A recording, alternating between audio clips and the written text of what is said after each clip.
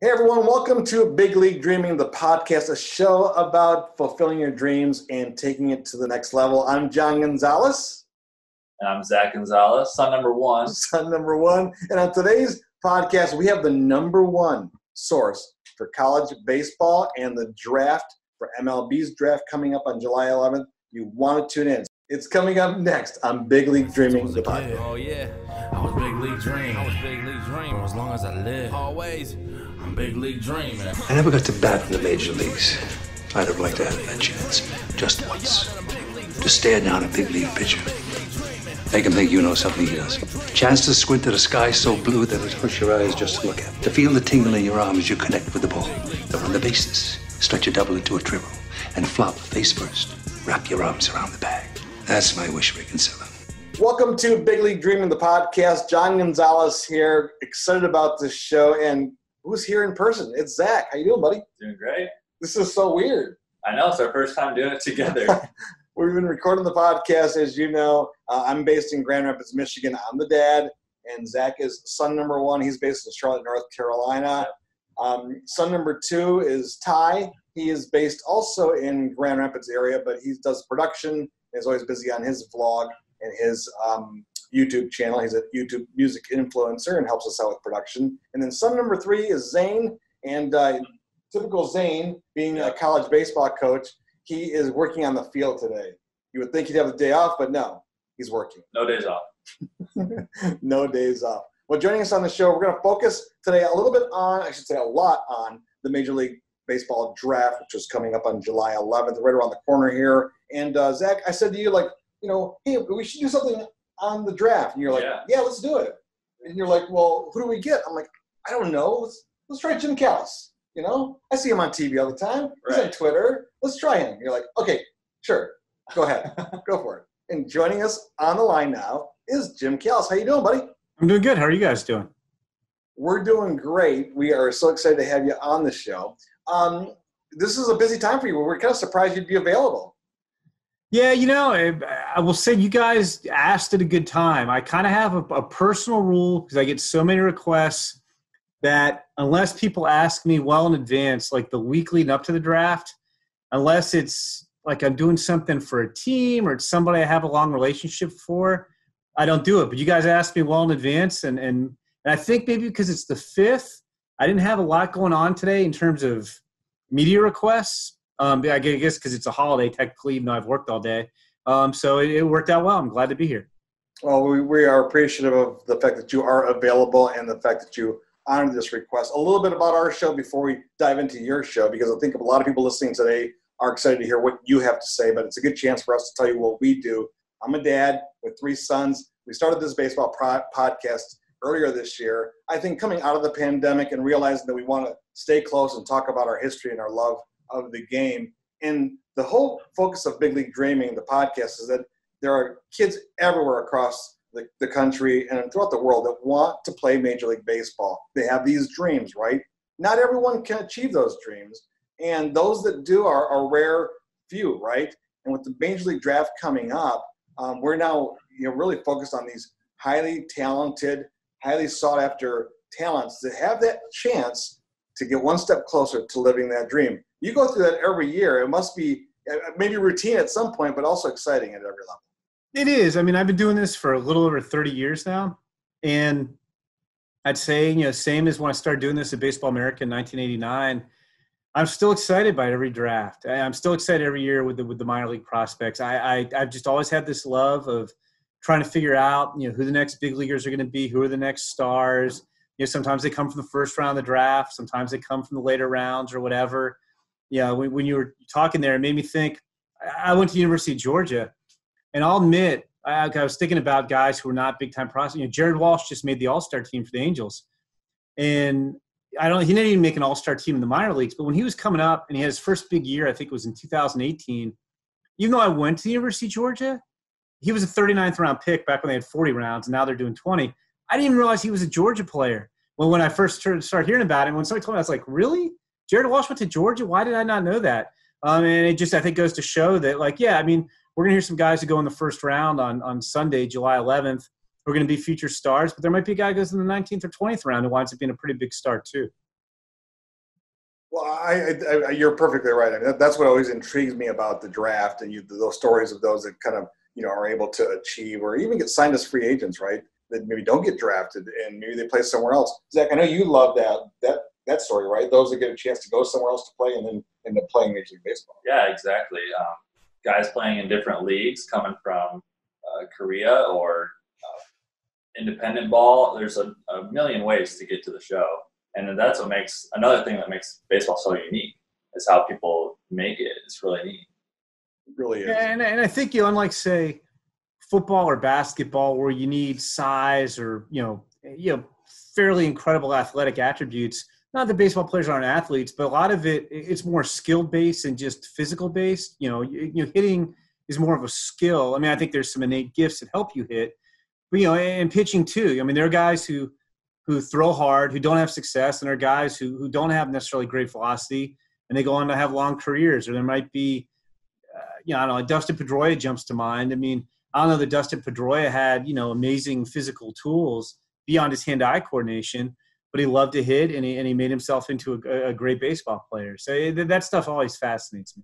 Well, I definitely want to dive into this year's draft. You've spent a lot of time, hours, on the research. That's what I love about you. We're about the same age, right? And you went to a great journalism program at the University of Georgia. I went to a great journalism program at Central Michigan University. There are programs out there that produce journalists. That's what we do. You went a different route than your traditional guy getting out of college, going working for a local newspaper, which I want to get into some of your background and how a kid from Northern Virginia becomes, an analyst for MLB.com, MLB Pipeline, and working their way through Baseball in America. But let's focus a little bit on the draft coming up here. The Tigers, obviously we're based in Michigan. I'm based in Michigan, and the Tigers are my hometown team. They have an interesting pick. Last year they were 1-1 with Spencer Torkelson, who was done pretty well. You called him a generational type hitter at that time. Do the Tigers have a chance to get another generational type player this year? Well, I don't think there's a Torkelson in this year's draft, or even like an Adley Rutschman, from the year before when the Royals took him at number 1. I mean, it's interesting. I think the best player in the draft is Marcelo Meyer, who's a high school shortstop from California, same high school that produced Adrian Gonzalez. And Meyer is a guy who I think is the consensus best hitter in the draft. I think he's a consensus best defender in the draft. He's a shortstop. He's got power potential too. And they have a shot to get him. As you guys probably know, and maybe your listeners do or don't know, the baseball draft is a lot less straightforward than, say, the NBA or the NFL draft, where you kind of go in order to talent. The picks are kind of locked in what they're going to make. And in baseball, it's not that way. The teams have their bonus pools for the first 10 rounds, and they come with assigned pick values. But there's always this trying to figure out, if we sign this guy for less, can we spend more in a later round, that type of thing. So the best player doesn't always go number 1. And I do think Meyer is in the mix to go 1 to the Pirates or 2 to the Rangers, but he's not a lock. But it's weird. Like, the draft's later this year, so usually by now the draft will be over. And this extra month, I feel like to this point, what I knew a month ago still pretty much holds up. Like, the things aren't really getting resolved, who's going to pick who, until later in the week as we get closer to the draft. But the one concrete piece of intel I feel like I have is, I do think if Meyer's at 3, the Tigers will definitely take him. That's the thing I feel most confident about in the top 5 or 10 picks. I don't know that he'll necessarily get there, but he might. The Pirates can make a budget-minded decision, and the Tigers could. I mean, the Rangers could too. So the Tigers could wind up with Meyer at 3. I think, isn't Leiter kind of considered to be either 1 or 2 in the Tigers? I mean, here's an interesting point: is like, if Leiter slips to 3, will the Tigers go with the arm? No. Well, here's the thing: Leiter's not going to go 1. The Pirates are going to take a hitter at 1. They're not. I don't think there's really any chance they take Jack Leiter at 1. Leiter could go to the Rangers. It's funny. Both Vanderbilt pitchers, Jack Leiter and Kumar Rocker. I mean, they're really good. They're in that top tier talent in this year's draft. But I think because they're so famous, and they were famous coming into the year, and they both had really good years. Vanderbilt was a win away from winning the national title. They tied for the Division I lead in strikeouts. They played in the best conference in college baseball in the SEC. But I think fans feel like it's those 2 guys and everybody else. And they're good, but it was never them ahead of everybody else. And I don't think the Tigers are going to take Jack Leiter to 3. I think even if Marcelo Meyer goes ahead of him. And I don't think – I think the Tigers' second choice might be this high school pitcher from Oklahoma, Jackson Jobe, who hasn't proven as much against good competition like Leiter and Rocker have. He's a high school pitcher, so he hasn't proven he's going to stay healthy as long as Leiter and Rocker have. But if you're grading out his stuff and his control and command, he's better than Leiter or Rocker. He just comes with more risk, and some teams don't like the risk with high school righties. I think he's Detroit's number 2 choice. And I don't think Jobe's going ahead of them. So I think they would take Jackson Jobe over Jack Leiter. Now, I might be wrong on that. I might figure it out differently otherwise. But I feel like Jack Leiter's either going to probably go 2 to the Rangers or 4 to the Red Sox. Interesting. Zach, what are your thoughts? I mean, like you were saying with the budget-minded decision that the teams go through, what can they get someone for a little cheaper this round to make up for it in a later round? It's a huge factor when it comes down to these teams picking these young men. So it's really, we don't know what's going to happen until draft day, and the players don't either. They get told one thing that, you might go, first round to this team, and then they end up falling multiple rounds to somebody completely new. So that's another thing that makes it so much fun, right? Mm-hmm. You don't really know. Yeah.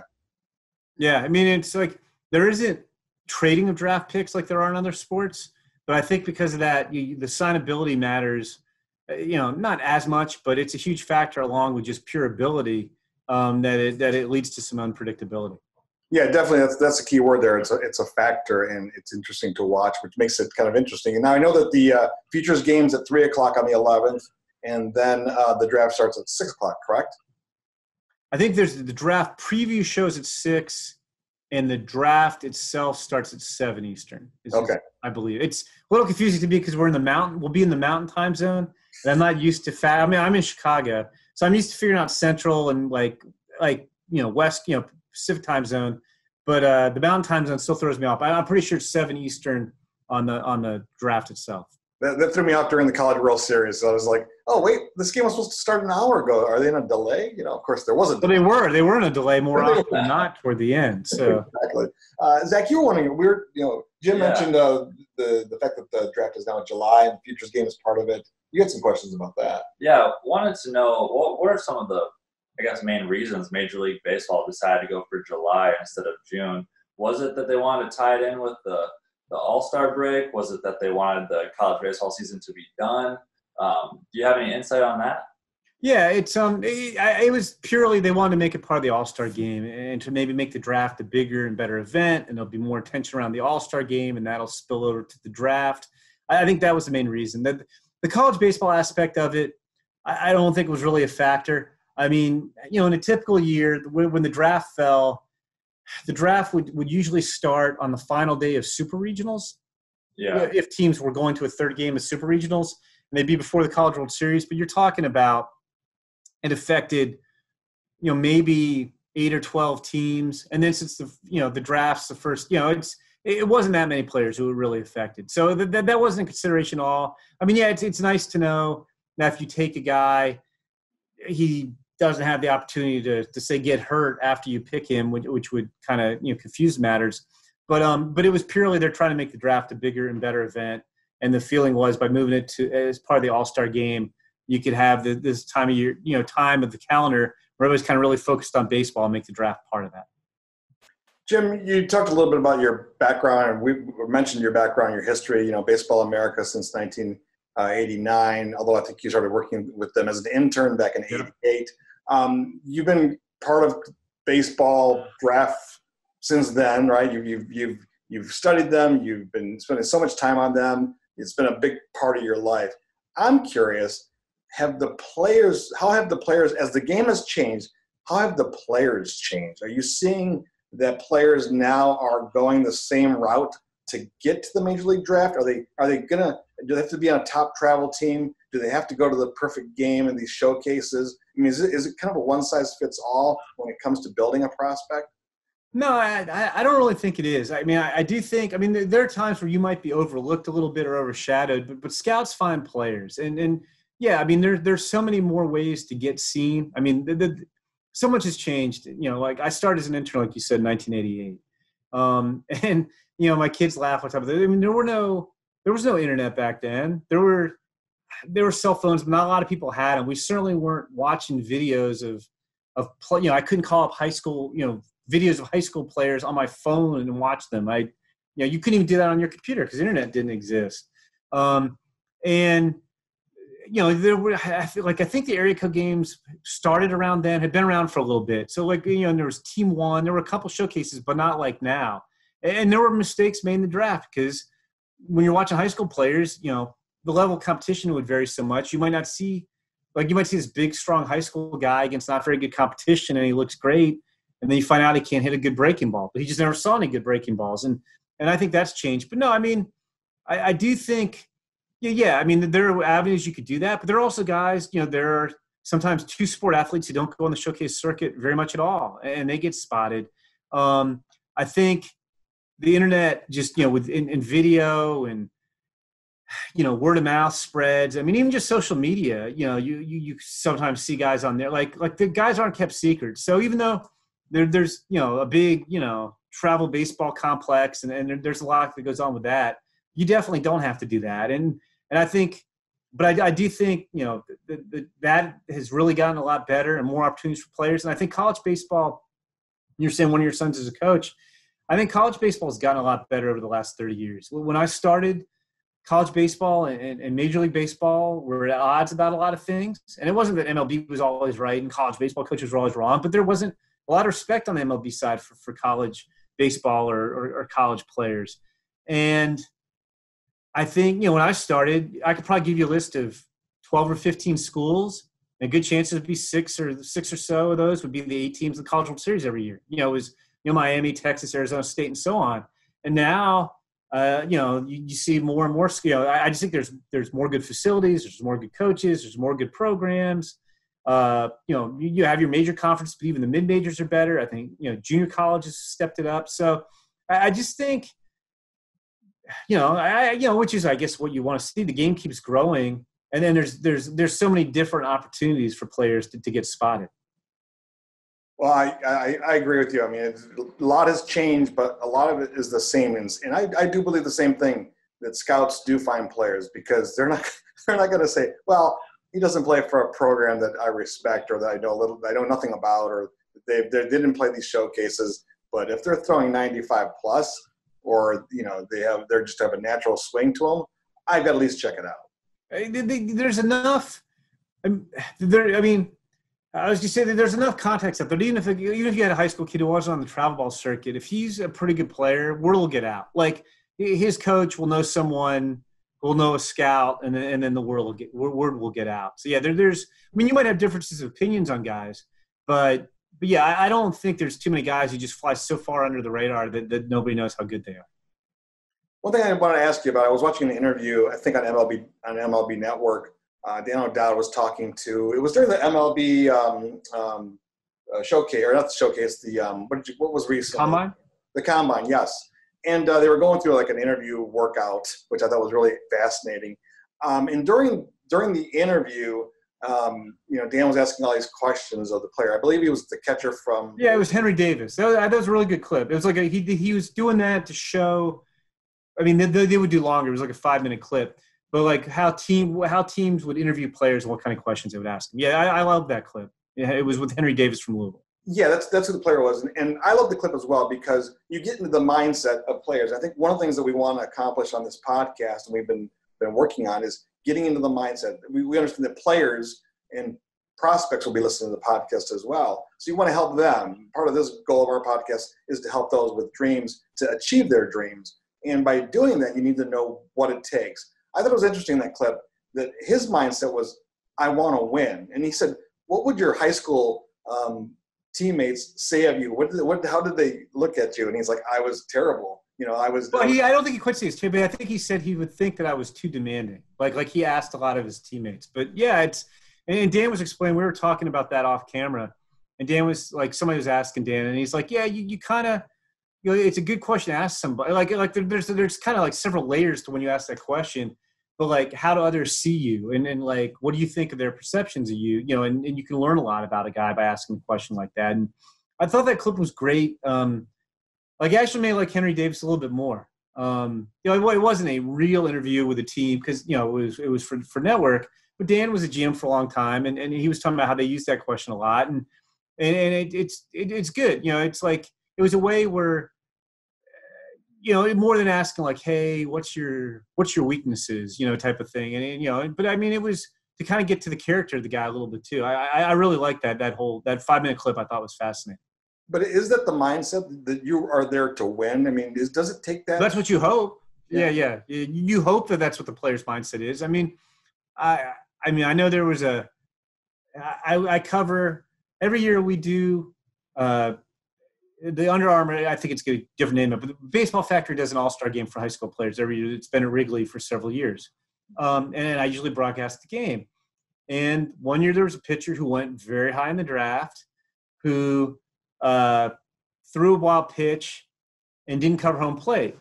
And Bill Ripken is always mic'd up. We have the managers mic'd up during the game. Bill Ripken's always manager. And Bill, as anybody knows, Bill knows so much baseball. And his dad, Cal Ripken Sr., managed in the big leagues, longtime coach on Earl Weaver, just knew so much about baseball. So the Ripkens were brought up to play baseball the right way. And Bill, Bill noticed it. So he went up and he like, hey, not on camera, but like, why don't you cover the plate? Ball got away from you. You would runner on third. You got to cover the plate. And the kid told him, you know what? This is my last showcase event. Kind of tired.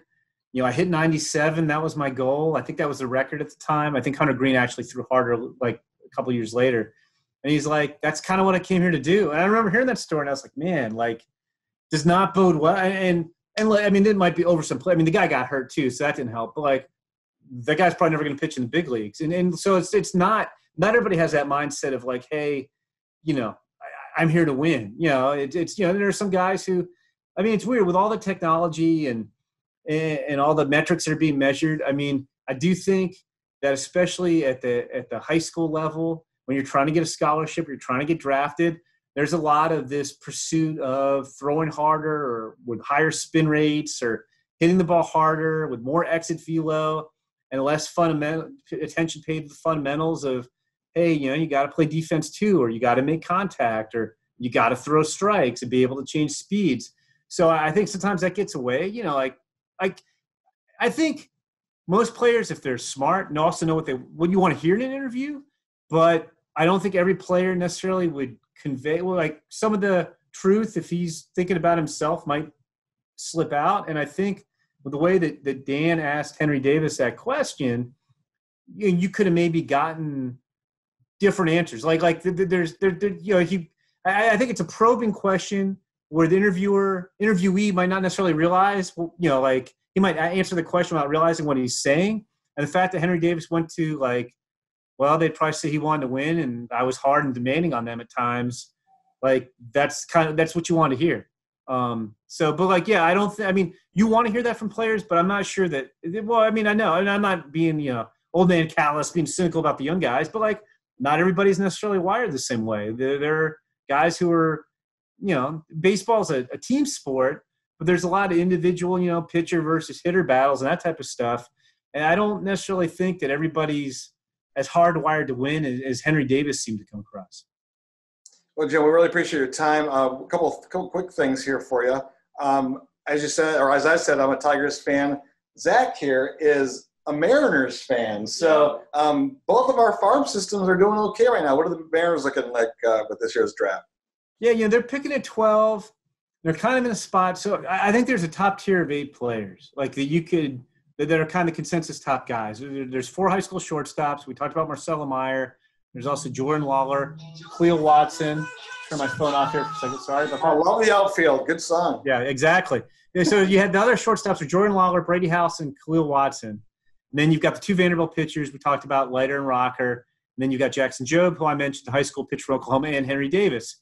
So I think a lot of teams who are in that 9 to 12 range, the perfect scenario for the Mariners would be one of those guys somehow gets to 12. But I don't think that's really realistic. I don't think they're really counting on it. So I think they're kind of looking at the second tier of guys, which is mostly college guys. There's a couple high school players. Benny Montgomery would be the one who jumps out the most. But I think they're probably going college. I think I've heard college bats the second-tier college bats, which would be Colton Cowser, outfielder for Sam Houston, Sam Frelick, outfielder from Boston College, Matt McClain, a shortstop from UCLA. And, obviously they've taken college pitchers with their last 3 first-rounders. Yeah. So you hear the college pitchers in that tier too, like Ty Madden from Texas, maybe Will Bednar, who was MVP of the College World Series, Sam Bachman from Miami of Ohio. So I think they're kind of shopping in the college section of that second tier of players. They've definitely shown that they've gone after college talent in the first round the last few years. And the farm system that they've built currently is awesome. I'm really excited for the future for them. I would love for one of those guys to slide down to number 12. If they did, it would kind of remind me of when Kyle Lewis fell down and slid down to where they got him. I don't know what pick he was, but he was 11. He was 11th pick. 11. I remember, how is this guy still on the board? Hopefully, I thought he was the best player in the draft. I don't know if it'll quite turn out that way, but I thought I was surprised too. Yeah. So we'll see. I'm excited. I know you are. All right. Well, thanks again, Jim. I did want to ask you, did you play baseball as a kid? I mean, you grew up in Northern Virginia, right? I did. I mean, I wasn't good. I went to a pretty big high school that actually my freshman year, went to the state championship game and lost. I was never good enough to play for my high school team, but I played, I guess, up through Babe Ruth ball. Like, you could play up to about 15 years old. So I did when I was a kid. Were you a pitcher? And then I coach. I've got 4 kids, 2 sons, 2 daughters. My oldest son, much more of a sports fan than the younger one. I coached him several seasons here. And then my youngest daughter is more of a sports fan and participant than my older daughter. And I coached her in softball for a few years too. So. Wow. I'd love to talk to you sometime about coaching youth sports. Yeah. I did that for 30 years. So you probably like me. I figured I was going to be at the games anyway, so why not? So. Right. We're both very busy with our personal lives. The only way to control the practice schedule is to be the coach. There you go. I hadn't thought about that way, but that's a good way of looking at it. Yes. Well, Jim, we can't wait to watch you on MLB Pipeline, senior writer there, MLB.com. It's going to be an exciting week as we get ready for the features game, and then of course the All-Star game and the draft. So, anything else you want to wrap up or add to today's conversation? No, I had a good time talking to you guys. We'll have all kinds of draft and minor league coverage at MLB Pipeline at MLB.com. And it's nice thing it's all free. None of it's behind a paywall. So come check it out. All right, Jim. Thanks so much. Thank you for your time. Thank you guys. Good talking to you. That was a lot of fun to talk to Jim Callis from MLB Pipeline, MLB.com. Zach, were you as impressed as I was? Oh, absolutely. I mean, you can tell that he just lives and breathes the draft stuff. And it's like you said, he needs no prep, right? Turns it on, ready to go. It's impressive.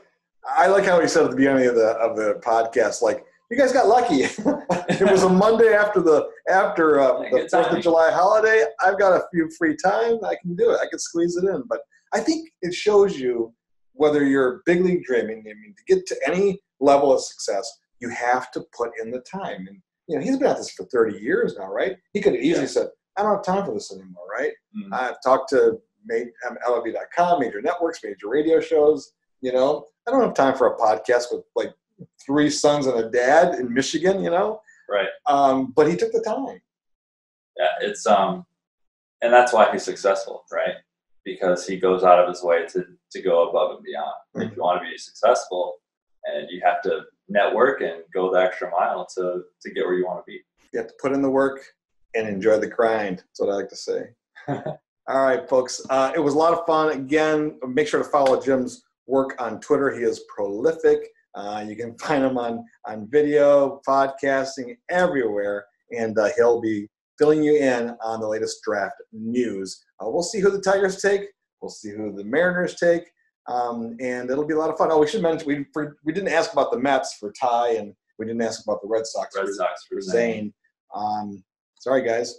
Maybe next time. Ty, where can we get more information about the podcast? Hey, it's Ty from Big League Dreaming Podcast. Be sure to give us a follow on Twitter at BLDpod. That is at BLDPOD.